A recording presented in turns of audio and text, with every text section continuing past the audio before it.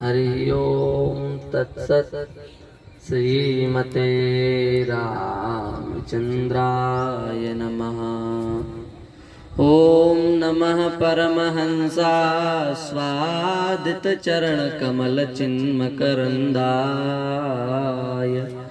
भक्तजन मानस निवासाय श्री रामचंद्राय वागीशायस्य वदने श्रीलक्ष्मीर्यस्य च वक्षसि यस्यास्ते हृदये संवेत् तं नृसिंहमहं भजे। निखिल हे अप्रत्यनीक भक्तवांछा कल्पतरु भक्तवत्सल शरणागत वत्सल दीनबंधु दया सिंधु कृपा सिंधु भक्तजन करुणा सिंधु नंदनंदन श्याम सुंदर एवं श्री वृषभानुनंदिनी राधा रानी की महती कृपा करुणा से हम सभी लोग मानव जीवन का सर्वोत्कृष्ट फल सत्संग श्रीमद् भागवत की कथा के माध्यम से श्रवण कर रहे हैं। श्रीमद् भागवत में परम धर्म का निरूपण किया गया है। श्रीमद् भागवत में निष्काम धर्म का निरूपण किया गया है। इन सब बातों का पूर्व में ही हम निरूपण कर चुके हैं।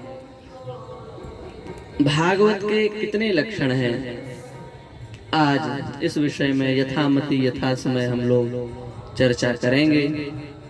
श्रीमद् भागवत के द्वितीय स्कंद के 10वें अध्याय में भागवत के लक्षणों का निरूपण किया गया। भागवत के 10 लक्षण हैं। पुराण के 5 लक्षण होते हैं, सर्गश्च प्रतिसर्गश्च वंशो मन्वंतराणि च वंशानुचरितम चैव पुराणम पंचलक्षणम। सर्ग प्रतिसर्ग वंश मन्वंतर और वंशानुचरित, ये 5 पुराणों के लक्षण शास्त्रों में बतलाए गए हैं। परंतु यह श्रीमद् भागवत पुराण नहीं है, अपितु महापुराण है। महापुराण के 10 लक्षण होते हैं। श्रीमद् भागवत के 10 लक्षण हैं। कौन कौन से? अत्र सर्गो विसर्गश्च स्थानं पोषणमूतयः मन्वन्तरे सानुकथा निरोधो मुक्तिराश्रय। सबसे पहला लक्षण है सर्ग। सर्ग शब्द का क्या अर्थ है? लिखा है भूतमात्रेन्द्रिय धियाम जन्म सर्गः उदाहृतः।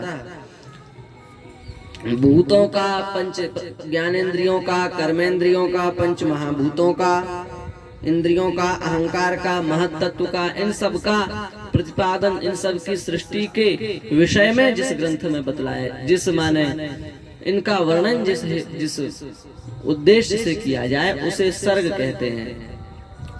देखो, ये 10 लक्षण जो श्रीमद् भागवत के हैं, ये कैसे घटाए जाएंगे, पहले इसकी चर्चा कर लें। कुल 12 स्कंद हैं और लक्षण 10 हैं, तो इनका समन्वय कैसे होगा, इनकी पुटी कैसे बैठेगी? इनकी पुटी बैठाने का एक ही उपाय है। प्रथम स्कंद, द्वितीय स्कंद, तृतीय स्कंद, इन तीनों स्कंदों को हम सर्ग मानेंगे। चौथे स्कंद को हम विसर्ग मानेंगे। क्यों? क्योंकि विसर्ग की परिभाषा है चराचर सृष्टि के निर्माण का वर्णन, ये विसर्ग है। तो चतुर्थ स्कंध में सृष्टि के विस्तार का ही वर्णन किया गया है, इसलिए चतुर्थ स्कंद को हम विसर्ग स्थान मानेंगे। पंचम स्कंद को हम स्थान मानेंगे। क्यों? क्योंकि भूगोल का, खगोल का, नवग्रहों की गति का, अंतरिक्ष का, सप्त द्वीपों का, सप्त समुद्रों का, लोकालोक पर्वत का, इन सब का वर्णन पंचम स्कंध में किया गया है। इसलिए पंचम स्कंध स्थान निरूपित स्कंध होने के कारण पंचम स्कंध को विद्वानों ने स्थान स्कंध कहा है। छठवें स्कंद को पोषण स्कंद कहा है। पोषण किसे कहते हैं? पोषणम तदनुग्रह। भगवान अपने भक्तों के ऊपर सहज भाव से जो कृपा करते हैं उसे पोषण कहा गया है। अजामिल जैसे पापी के ऊपर भी भगवान ने कृपा कर दी, यही है पोषण। अजामिल ने अपने पुत्र के व्याज से नारायण नाम का स्मरण कर लिया, भगवान ने उसको सदगति दी। भगवान ने उसकी यमदूतों से रक्षा की, इसी का नाम है पोषण। पोषणम तदनुग्रह।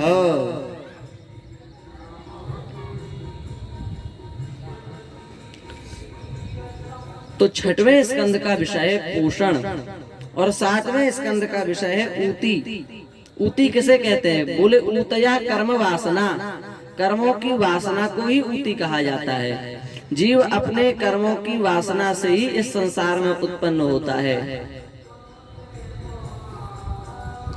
उन कर्मों के, शुभाशुभ कर्म के कारण ही व्यक्ति का पुनर्जन्म होता है। कर्म की वासना ही पुनर्जन्म का कारण है। बोले प्रहलाद जी के चरित्र का यदि आप दृढ़ता पूर्वक आश्रय लेंगे तो आपकी कर्म वासना समाप्त हो जाएगी। इसलिए सातवें स्कंद का विषय है ऊती। आठवें स्कंद का विषय है मनवंतर। भगवान के शुद्ध भक्ति के द्वारा, भगवान की शुद्ध भक्ति को अपने हृदय में स्थापित करके मनवंतर जो दिव्य कर्म करते हैं उन्हें मनवंतर कहा गया है। और नौवें स्कंद का विषय है ईशानुकथा। ईश माने भगवान और अनुकथा माने उनके भक्तों के चरित्र का वर्णन, यही है ईशानुकथा। भगवान के भक्तों के चरित्र का वर्णन, भगवान के वंशावली का वर्णन, इसी का नाम है ईशानुकथा। ईशा हरि तेषाम, ये भक्ता तेषाम कथा।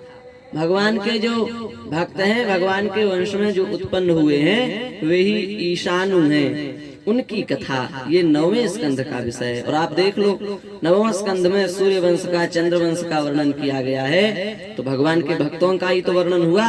इसलिए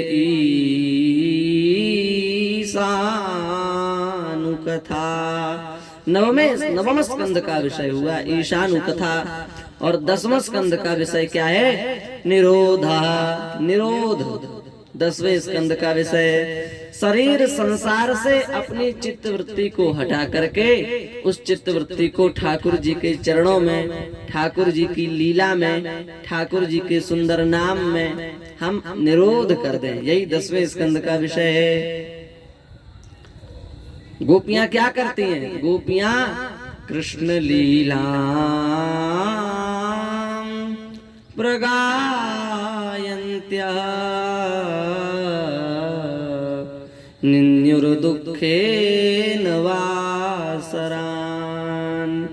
भगवान श्री कृष्ण की मधुराति मधुर लीलाओं का गान करके गोपियां अपने दिन रात को व्यतीत करती हैं।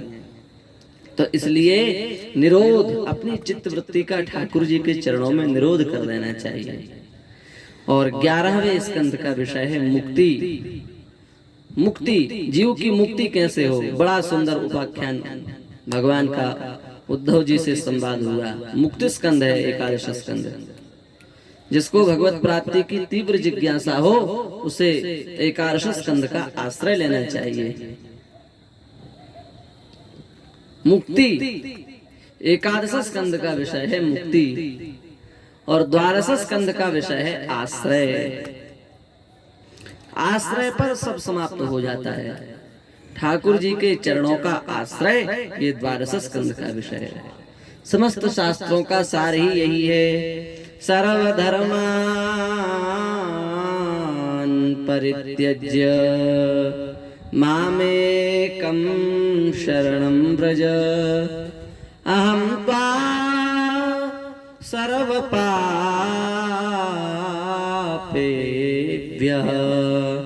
मोक्षयिष्यामि मा शुचः। सबका सार आश्रय, हम सब श्री ठाकुर जी के चरणों का प्रेम पूर्वक आश्रय लें। तो ये 10 श्रीमद् भागवत के लक्षण हैं, वो इस प्रकार से घटाने हैं। इसी से भागवत के लक्षणों का सटीक समन्वय होगा। यह कह करके श्री ठाकुर जी के चरणों में प्रणाम करते हुए हम अपनी वाणी को विराम देते हैं। श्री वृंदावन बिहारी लाल